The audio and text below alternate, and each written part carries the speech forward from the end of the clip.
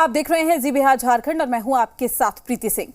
आपको 4 तस्वीरों के जरिए 4 बड़ी खबरें बताते हैं जिस पर हमारी नजर बनी रहेगी। इसके अलावा भी कई और खबरें हैं जिन पर आज हमारी खास नजर रहेगी। सबसे पहले बात करते हैं नीतीश कुमार की। आज नीतीश कुमार अल्पसंख्यक नेताओं के साथ बैठक करने वाले हैं। बैठक में क्या कुछ हो सकता है आपको बताएंगे इस बुलेटिन में। वहीं गिरिराज सिंह ने फिर सीएम नीतीश पर निशाना साधा। उन्होंने सीएम को लेकर क्या कुछ कहा आपको ये भी बताएंगे। वहीं दरभंगा का एक स्कूल रण क्षेत्र में बदल गया, इसकी भी पूरी जानकारी आपको देंगे। साथ ही साथ पूरे बिहार में बारिश के बाद डेंगू का खतरा और बढ़ गया है। शासन से लेकर प्रशासन तक डेंगू को लेकर क्या कुछ तैयारी है, इस बुलेटिन में उस पर भी बातचीत करेंगे।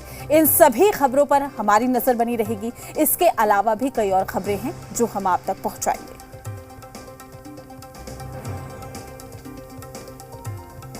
चुनावी मौसम है और ऐसे में बिहार में बयानबाजी का दौर थमने का नाम नहीं ले रहा। दानापुर पहुंचे केंद्रीय मंत्री गिरिराज सिंह ने मुख्यमंत्री नीतीश कुमार पर कटाक्ष किया। कहा कि नीतीश जी मजार पर चादर चढ़ा ले, हज करने के लिए चले जाएं, मगर वो भारत के प्रधानमंत्री नहीं बन सकते। अब वो मुंगेरी लाल के हसीन सपने देखना छोड़ दें। गिरिराज के बयान पर अब बिहार में सियासी पारा चरम पर है, लेकिन उससे पहले गिरिराज सिंह ने क्या कुछ कहा है आपको सुनवा दें।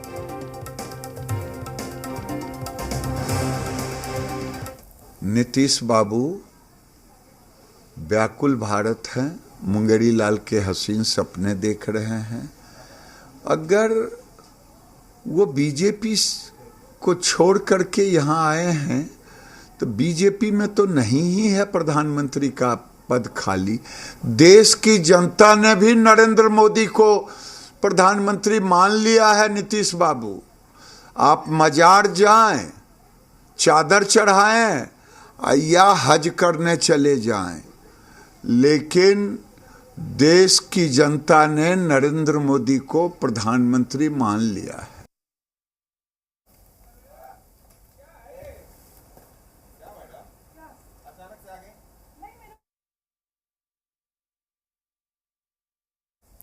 इस पर क्या कुछ नेताओं की प्रक्रिया है आपको सुनाते हैं।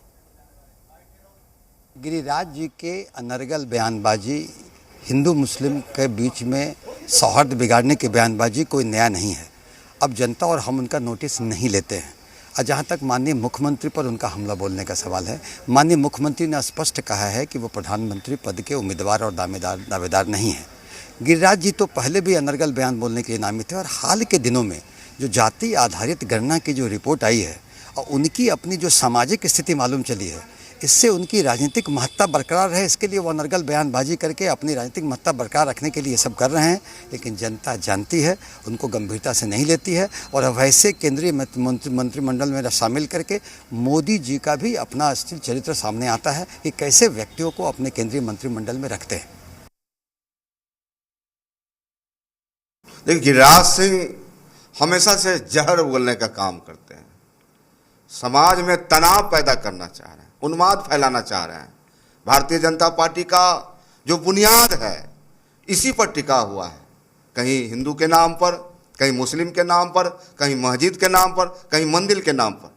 लेकिन बिहार और देश की जनता इन बातों से अब उब चुकी है।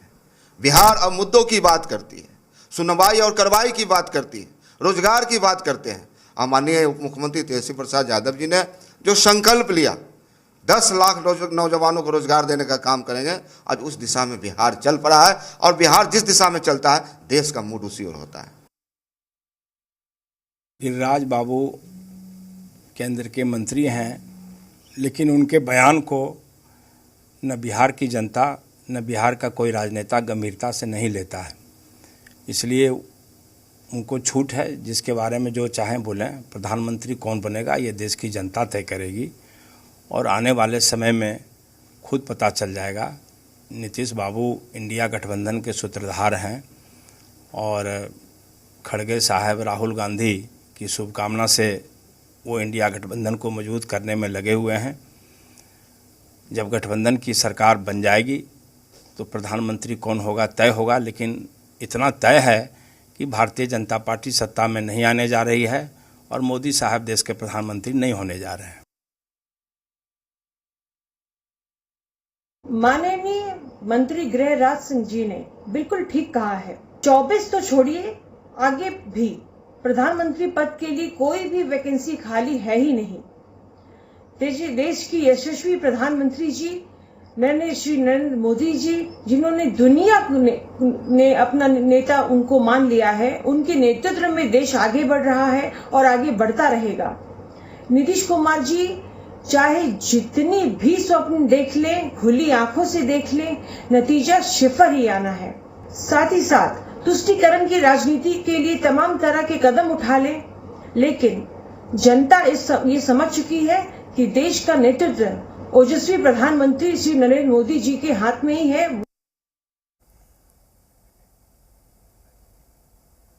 पटना से हमारे ब्यूरो चीफ रजनीश हमारे साथ जुड़ चुके हैं। रजनीश, गिरिराज सिंह लगातार बयानबाजी कर रहे हैं। इसी कड़ी में उन्होंने कह दिया कि अब कहीं पर भी सीएम नीतीश कुमार जाए, उनका जो पीएम बनने का सपना है वो पूरा नहीं होगा। मुंगेरी लाल के हसीन सपने देखना छोड़ दे। क्या कहे कि बिहार की सियासत जिस तरीके से करवट ले रही है, ऐसे में चुनौती कहीं ना कहीं सीएम नीतीश कुमार के सामने डबल हो गई है।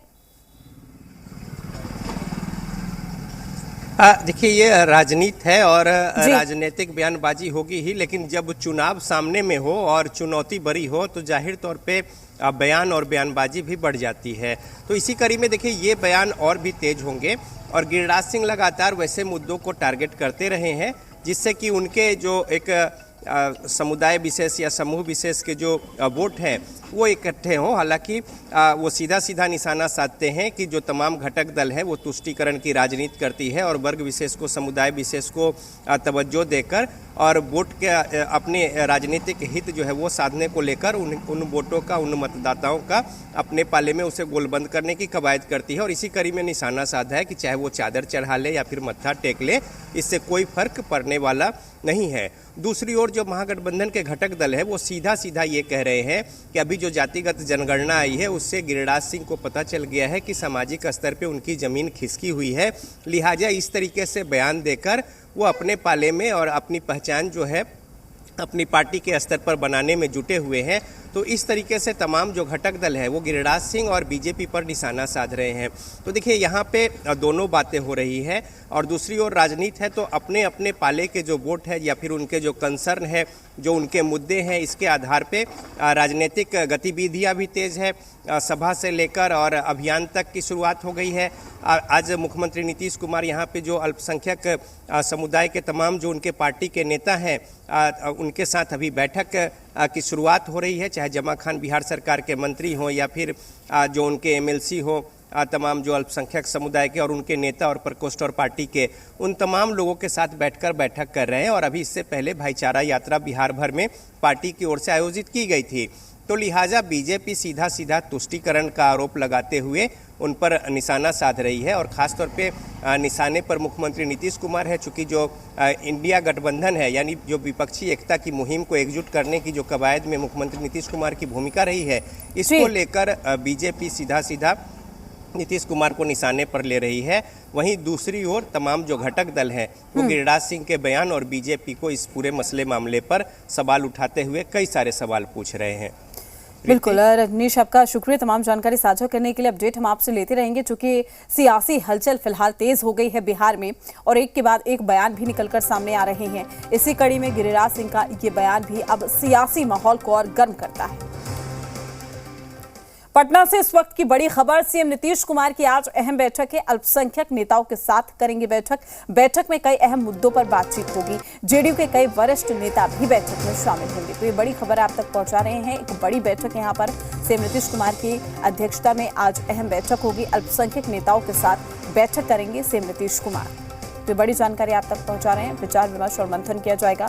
ताज़ा हालातों को लेकर भी इसमें बातचीत हो सकती है। साथ ही चुनाव भी नजदीक है, ऐसे में ये अहम बैठक सीएम नीतीश कुमार की अध्यक्षता में की जाएगी। तो बड़ी खबर, आज ये अहम बैठक होनी है। पटना से इस वक्त की ये बड़ी जानकारी आप तक पहुंचा रहे हैं, जहां से नीतीश कुमार आज ये बैठक लेने वाले हैं।